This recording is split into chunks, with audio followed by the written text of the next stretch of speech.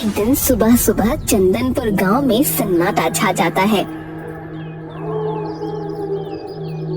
अरे बहन, तुझे पता है वो जो सुरेश है ना? कौन? वह तोतिया?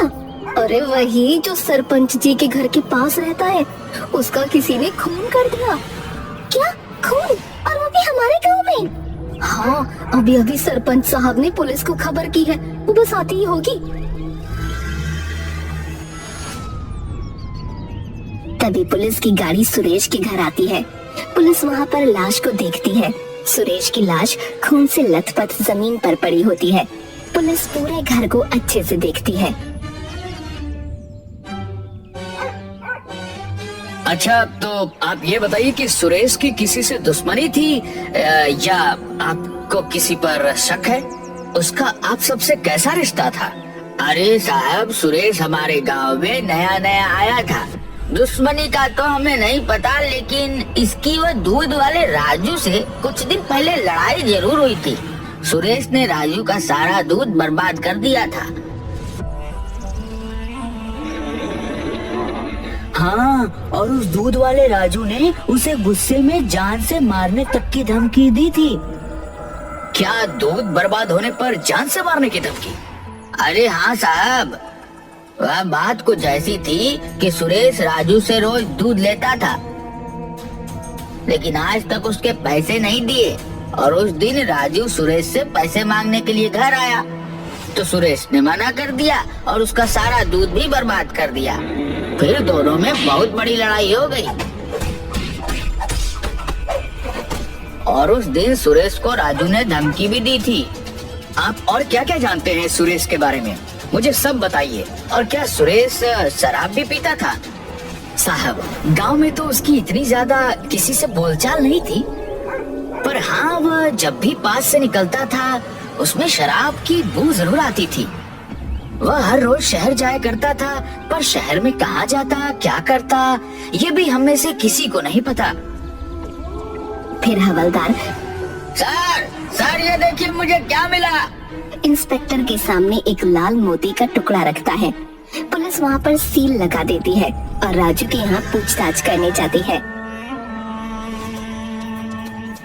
राजू उसके घर में लेटा हुआ था। तभी दरवाजे पर खटखटाने की आवाज होती है। अरे भाग्यवान, जाओ और जाकर दरवाजा देखो जरा, इस वक्त कौन है? राजू की पत्नी खिड़की से झांक कर देखती है तो उसे पुलिस की गाड़ी दिखती है। वो घबराती हुई राजू के पास जाती है। पुलिस, हमारे घर में पुलिस आई है। आप सच सच बताएं, आपने कुछ गलत काम तो नहीं शुरू कर दिया है ना? क्या पुलिस? अरे बाप रे, सुन, मुझे कहीं छुपा दे। अरे पर तुमने आखिर किया क्या है जो तुम पुलिस से छुपाने की बात कर रहे हो? अरे मेरी माँ, अभी तो मुझे कहीं छुपा दे, मैं तुझे बाद में सब कुछ बताता हूँ। राजू की पत्नी उसे एक बड़े से संदूक में छुपा देती है और दरवाजा खोलती है। अरे पुलिस, आप यहाँ कैसे? क्या यह राजू दूध वाले का ही घर है? हाँ, घर तो उन्हीं का है। अच्छा, तो कहाँ है आपके पति? वो तो यहाँ नहीं है, वो तो शहर गए हुए हैं। क्या शहर? तो वो वहाँ से कब तक आएगा? वो मुझे नहीं पता। अरे यह मेरी पत्नी है कि दुश्मन? क्या जरूरत थी बताने की कि यही मेरा घर है? तभी उसका दम घुटने लगता है और वो जोर जोर से खांसने लगता है।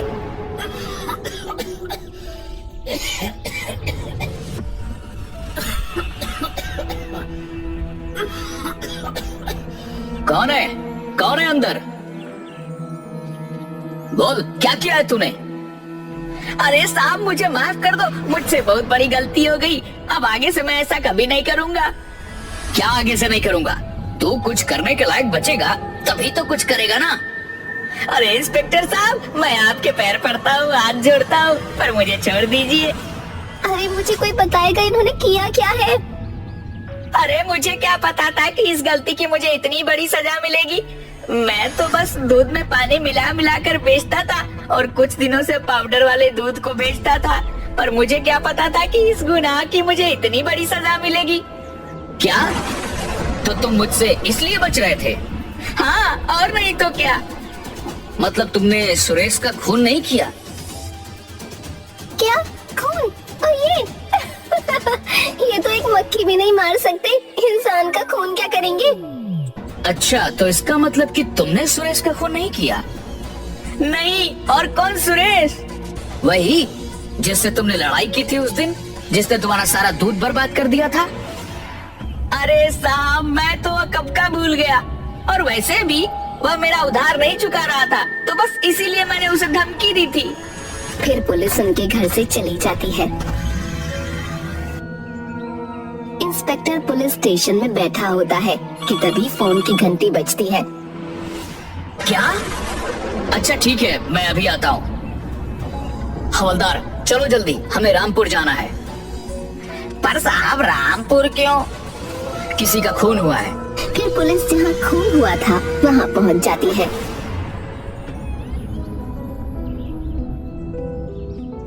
दिनेश क्या करता था, और क्या उसकी किसी से दुश्मनी थी?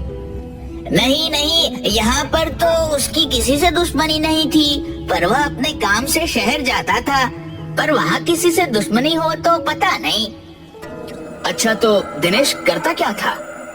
साहब, वह किसी दवाइयों की फैक्ट्री में काम करने जाया करता था, और हाँ, उससे शराब की लत भी थी। पुलिस वहाँ से चली जाती है। इंस्पेक्टर बैठा हुआ कुछ सोच रहा था। क्या हुआ साहब? मैं ये सोच रहा था कि 2 ही दिनों में 2 खून हो गए, और तुमने एक बात पर गौर किया? क्या साहब? सुरेश और दिनेश दोनों के पेट में जो छुरा घोपा गया था वो एक ही तरह से घोपा गया था, और दोनों के घर की हालत भी एक जैसी थी।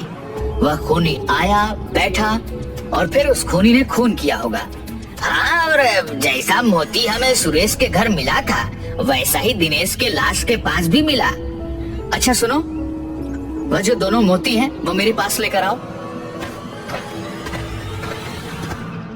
फिर हवलदार दोनों मोतियों के टुकड़ों को इंस्पेक्टर जुगनू की टेबल पर रख देता है।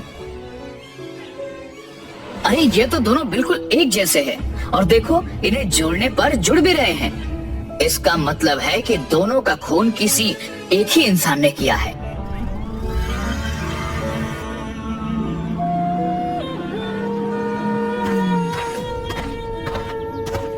क्या आप इसे जानते हैं?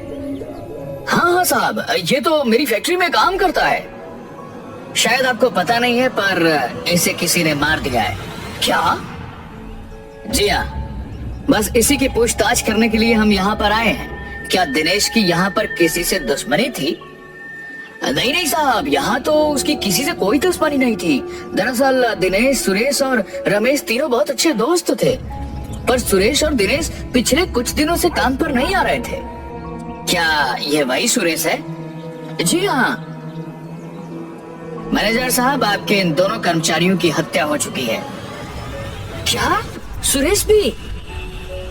जी, हम रमेश से मिलना चाहते हैं। जी बिल्कुल। फिर मैनेजर रमेश को बुलाता है। क्या आप ही दिनेश और सुरेश के दोस्त रमेश हैं? जी हाँ, मैं ही सुरेश और दिनेश का दोस्त रमेश हूँ। तब तो आपको पता ही होगा कि सुरेश और दिनेश को किसी ने मार दिया है। जी हाँ इंस्पेक्टर साहब, मुझे आज ही सुबह पता चला।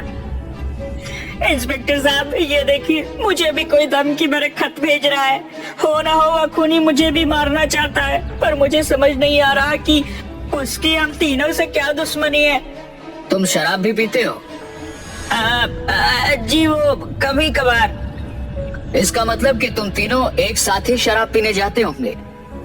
हाँ, हम तीनों काम खत्म करके फैक्ट्री के पास वाली शराब की दुकान पर जाते थे, पर सुरेश और दिनेश दोनों ही बहुत ज्यादा शराब पीते थे। कभी कभी तो शराब के ठेके पर ही पड़े हुए मिलते।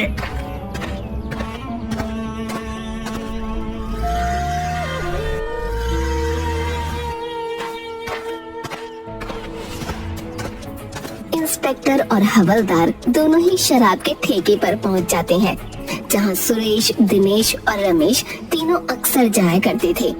कुछ और पूछताछ करके वो दोनों वहां से निकलने लगते हैं। तभी उन्हें शराब के ठेके के बाहर एक औरत मूंगफली बेचती हुई दिखती है। सर, वह देखिए, उस औरत के गले में वैसा ही मोतियों की हार है, जैसे मोती हमें सुरेश और दिनेश की लाश के पास दिखे थे। फिर वो दोनों उस औरत के पास जाते हैं। एक मामूली मूंगफली का ठेला लगाने वाली के पास इतना महंगा हीरो का हार क्या कर रहा है? साहब, ये मेरी माँ की आखिरी निशानी है, इसलिए मैं इसे हमेशा पहन के रखती हूँ। क्या आप इन दोनों को जानती हैं? हाँ साहब, ये दोनों और इनका एक दोस्त तीनों यहाँ आकर अक्सर शराब के ठेके पे आते थे और मेरी ठेले से मूंगफली भी लेके खाते थे। अच्छा, तो आप इन दोनों के बारे में हमें कुछ बता सकती हैं? साहब, ये दोनों और इनका एक और दोस्त तीनों मुझे बहुत परेशान करते थे। अच्छा, तो इसलिए आपसे इन दोनों को जान से मार दिया और अब रमेश को भी धमकी भरे खत भेज रही हैं। अरे नहीं नहीं साहब, मैं उन दोनों का खून क्यों करूँगी भला? और आप खत भेजने की बात कर रहे हैं, मुझे तो लिखना पढ़ना भी नहीं आता। अगर मैं खत लिख सकती तो भला यहाँ पे मूंगफली क्यों बेचती? अगर तुमने खून नहीं किया तो तुम्हारी कान की बाली का मोती सुरेश और दिनेश की लाश के पास क्या कर रहे थे? बताओ, कहाँ है तुम्हारी कान की एक बाली?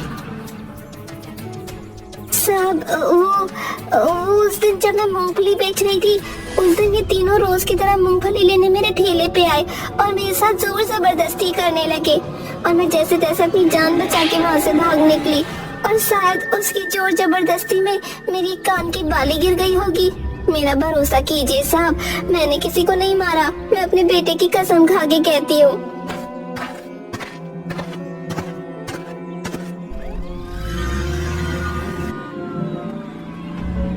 इंस्पेक्टर फिर से उन दोनों के घर जाता है और घर की अच्छे से जांच परख करता है। इंस्पेक्टर हवलदार को लेकर कहीं निकल जाता है। इंस्पेक्टर और हवलदार दोनों रमेश के घर का दरवाजा खटखटाते हैं, पर उन्हें वहाँ रमेश नहीं मिलता। वो दोनों कुछ ही दूरी पर जाते हैं, तब उन्हें रमेश भागता हुआ दिखता है। वो रमेश को पकड़ लेते हैं। बताओ, अपने ही दोस्तों का खून क्यों किया तुमने? अरे साहब, मैं क्यों करूँगा भला अपने ही दोस्तों का खून? बता, क्यों किया अपने दोस्तों का खून? बताता हूँ साहब। सुरेश और दिनेश दोनों ने ही मुझसे बहुत सारा उधार ले रखा था और दोनों ही उधार चुकाने का नाम नहीं ले रहे थे। एक दिन जब मैंने दोनों से उधार मांगा तब उन्होंने साफ साफ इनकार कर दिया। तब गुस्से में आकर मैंने दोनों को मारने का सोचा। उस दिन जब हम तीनों शराब के ठेके पर से निकले तब मैंने सुरेश को बहुत ज्यादा शराब पिला दी और उसे छोड़ने के लिए उसके घर तक गया। वो शराब के नशे में था। मैं कुछ देर वहाँ पर बैठा और फिर मौका पाते ही मैंने उसे मार डाला और रात के अंधेरे में मैं चुपचाप वहाँ से निकल गया। और ऐसा ही मैंने दिनेश के साथ भी किया। पर वह मोती, वह वहाँ पर क्यों रखा तुमने? वो मैंने आपका ध्यान भटकाने के लिए वहाँ पर जानबूझकर छोड़ दिया।